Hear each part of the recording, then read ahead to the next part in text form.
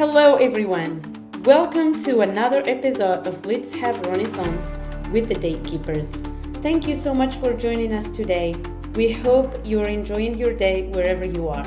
I am Ito Otini. And I'm Makaya Utini, and today we're speaking with Abhishek Pandit. Abhishek is a jack of all trades, a coder, a novelist, and a playwright with a passion for travel, language acquisition, and cultural fusion. We're excited to have him on today.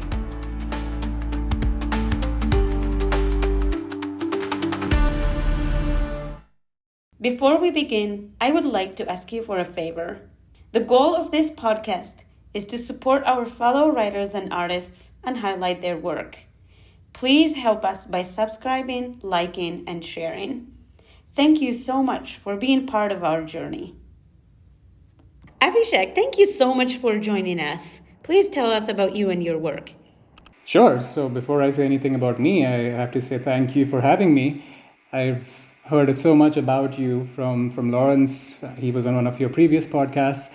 And both your stories are so inspiring. So I'm just grateful to be here, first of all. Okay, then about me. So I am a storyteller, like both of you. But I sort of have a split personality because there's a day job where I do storytelling with data. So my job is an economist and as a data scientist. And I specialize mainly in the education sector.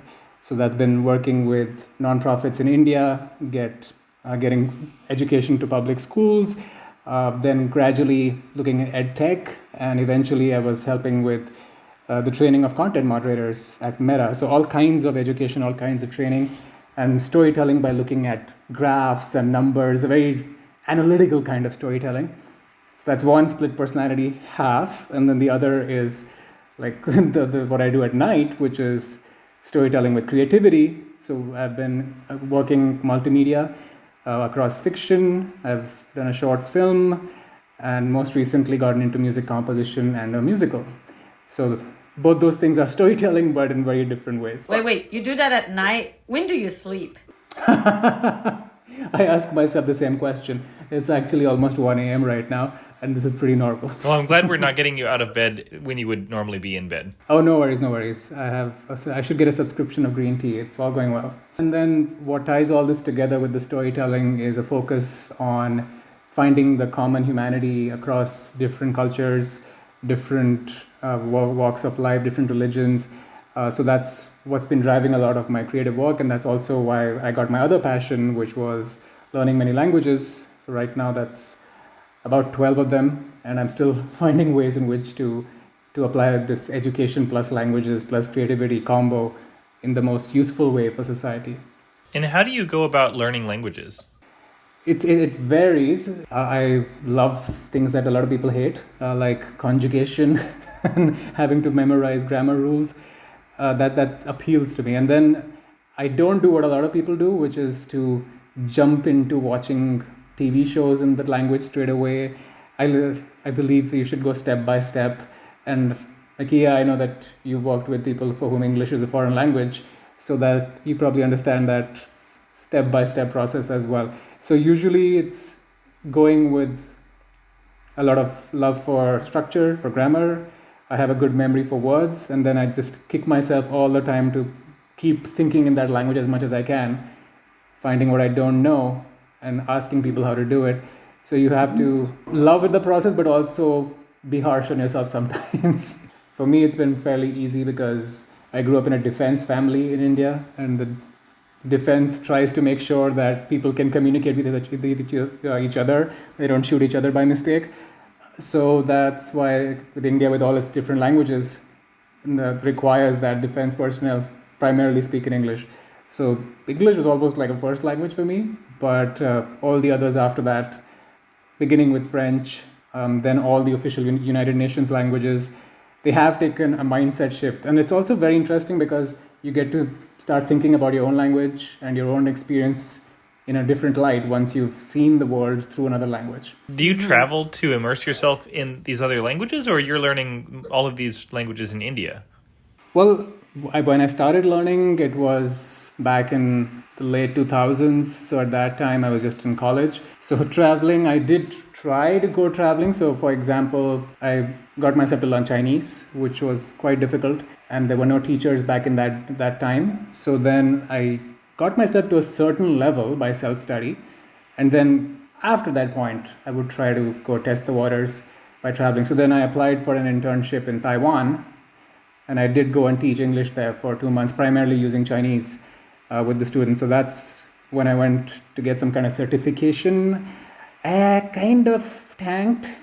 I learned the simplified Chinese script of mainland China, and then the one in Taiwan was their ancient traditional one. So I completely bombed that exam. But all the same, I was grateful to finally apply everything I'd learned by myself in actual conversation. And it's beautiful, the kind of relationships you can form. So that's something I would definitely recommend. Like, you can bumble your way through conversations with people at the early stages. But for me, I prefer to first get a fairly good hang of it and then go immerse myself. Ultimately, everything I've done so far has been in English. I've maybe written a couple of poems in French. But when I do look at taking everything back to English as a global language, I first make sure I've navigated that culture's own writing, their own literature, first in that native language, because so much gets lost in translation. So let's say, I'll give you an example from my musical. So I have one character who is Puerto Rican, and I already spoke Spanish. So I went and spent a month in San Juan, and I got to work in Spanish with a local music institute. They only spoke Spanish.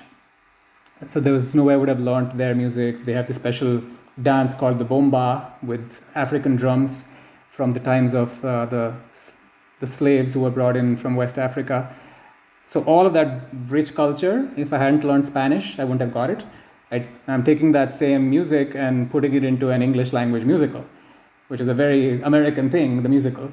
But it has that richness of Puerto Rico's culture, because being able to talk to people from there helped me immerse myself in that world. Now, is it as authentic as, let's say, an actual Puerto Rican writer? Probably not. And I'm not even trying to do that.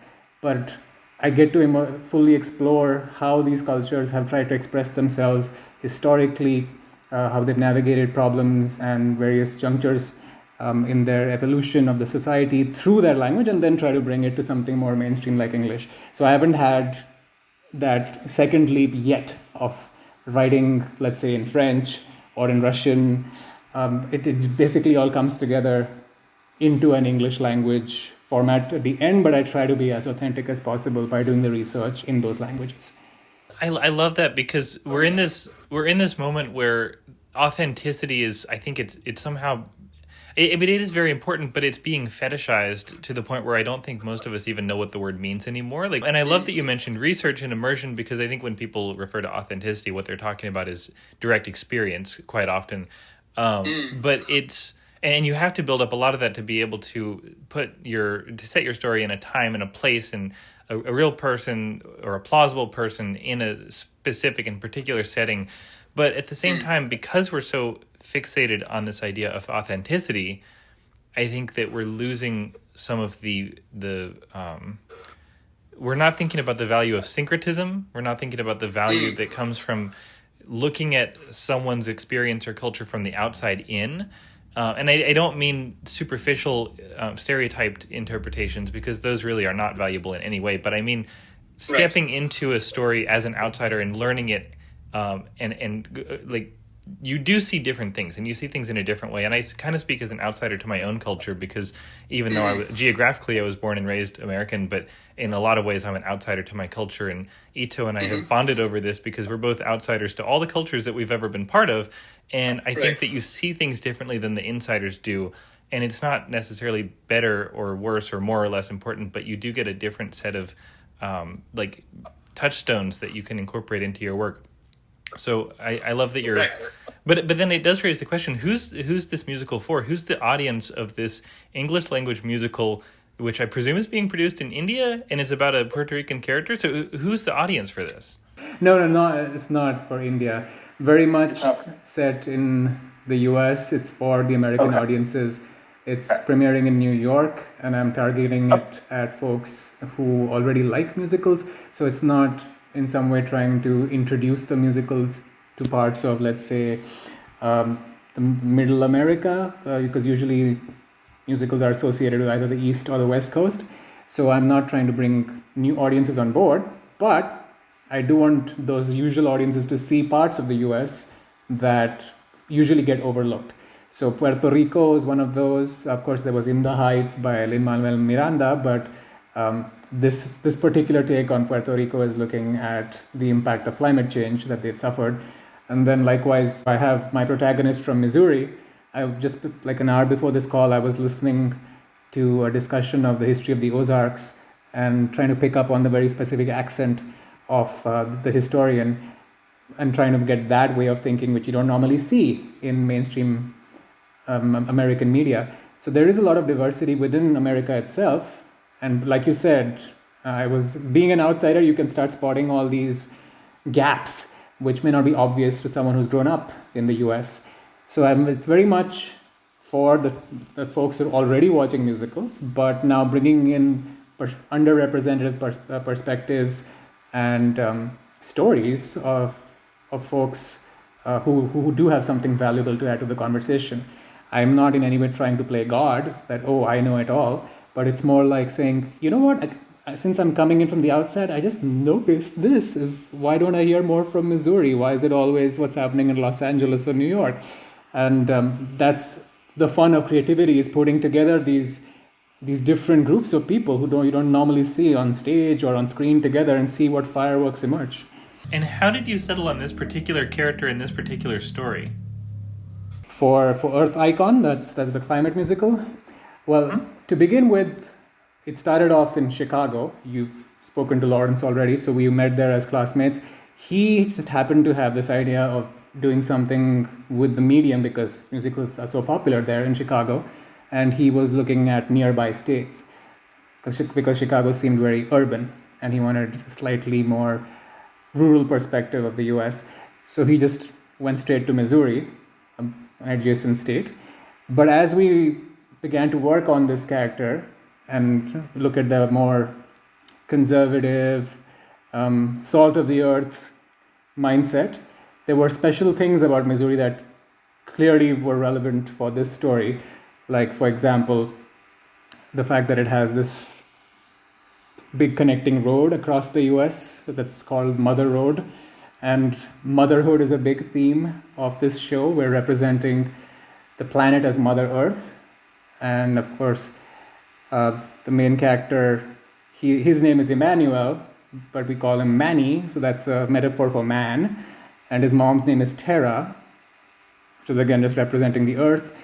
And I wanted to bring in a lot of symbolism of mother-son relationships.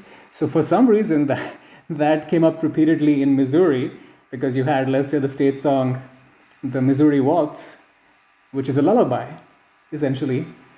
And I was just this morning working it into the song at the beginning when we meet this character for the first time, how much he loves his mom, but he's got a complex relationship with her. So I didn't plan to have Missouri from the start, but then taking that pre-existing idea and developing it, turns out that it fit beautifully into the idea of this mother-son relationship, writ large, taken to mankind and Mother Earth. I went to Missouri right after Puerto Rico as part of the research process, and we were able to explore some of the limestone mines over there, and there were even data centers in those limestone mines, which was again very useful for the plot that we're building for exploring the impact of AI and data centers across the US. You also said you are writing a novel. Can you talk about that? Sure. So this goes back to what we were touching on, the idea that putting together different perspectives in one place often leads to that interesting cross-pollination and chemistry. So in my case, I happened to start writing a short story once, and just thought of the idea of a film like Casablanca. We have film lovers who worship that film as one of the best ever made. And then when I watched the film, it turns out there's nobody in the cast who's actually from there, right? So that question of representation. And that actually becomes the driving force of our main character, who is trying to make sure that his culture gets heard in Hollywood. So it's called Replay as time goes by. It makes constant references to the 1942 film Casablanca. And it's about this actor from the actual Casablanca of Morocco who is struggling to make it in Hollywood. He's middle-aged at this point. His wife had dreams of her own to be a neuroscientist, and those didn't work out either. So it focuses on a middle-aged Moroccan couple who receive a mysterious gift from a wedding attendee who shows up 30 years later and allows them to time travel to look into their futures and pasts of what could be or what could have been. And Morocco was fascinating in that sense because it's got that interesting mix of cultures of Europe and North Africa. In many ways, it's both in the past and in the future. And it appealed to me to look into that multicultural, multi-temporal aspect of it. So it's not just Morocco. I have these characters time traveling to, let's say, France in the 1970s, or a wedding in Casablanca, or a honeymoon in London. There's a bit of globetrotting, but essentially it's a story of this couple exploring what their lives could have been, what really matters for feeling like you're somewhere where you belong, or that your life had some sort of meaning. Now, how do you go about meeting people and forging friendships and forging these collaborative relationships outside of your own culture? Well, that's a great question. So part of this is like that example I told you from Puerto Rico, where the language generally does come in very handy. And also, I think spirituality is a large part of it, because that's what allows you to have these moments of guidance. So I wasn't very spiritual maybe in my early 20s. Then my parents and my brother got into a certain meditation technique that allows us to just turn off the chatterbox brain, and that then you realize that what you think is yourself, the voice in your head, isn't really you. When you get to silence that, then you get to tap into something wiser, a higher intelligence, and there will be little bits of guidance that it gives you, like it did for me to go to Puerto Rico. I wasn't planning on going there originally. I was sitting in San Francisco, which is where I was working for Meta. And I was just on the streets, and then I get a whisper in my ear saying, check out that particular music store. And I was in the part of the city which has the maximum immigrants from Spanish-speaking countries. So I went into the store, and again, a whisper says, check out that stand, check out that particular section. And there I was introduced to that particular dance form, bomba. And instantly I knew this is something that would work well with the story I was trying to tell, because it contains elements of protest. Even now, it came in a certain historical context for the slaves in plantations, but I wanted to bring out the aspect of protest against, let's say, Silicon Valley now, or whatever, anyone exploiting us today. And I didn't even realize I needed that, but there's a higher intelligence that knows better. And then I said, okay, wait, I got to go there and learn this myself in Puerto Rico. And then I showed up in San Juan and went straight to the lady who runs who's the head of that particular dance style, who's been developing it the most. I told her point blank what I was trying to do, and she brought me on board. I started taking lessons on how to play the drums, and we built the relationship from there, because they knew that my mission was aligned with theirs, that their beautiful culture and their stories had, for whatever reason, not been shared typically in mainstream media. And maybe that clicked. Maybe that's what she said. You know what? This guy is not one of us literally, like ethnically or linguistically, but he sees the beauty of our culture. He cares about representation. Now, did they say this out loud? Probably not, but I'm guessing that was what was going on in their heads, because I could find them, I believe, because we're all connected, and the spirituality gives you those little pointers of where you need to be and whom you need to meet. And do you have anything else you would like to add before our time ends? Just keep following both of you. You're both amazing. Thank you. Thanks so much, Abhishek. It's been a pleasure. Yeah, let's stay in touch. And good luck with whatever you're working on next. Let's keep the storytelling going. It's been a pleasure. Shukran jazilan. Shukran.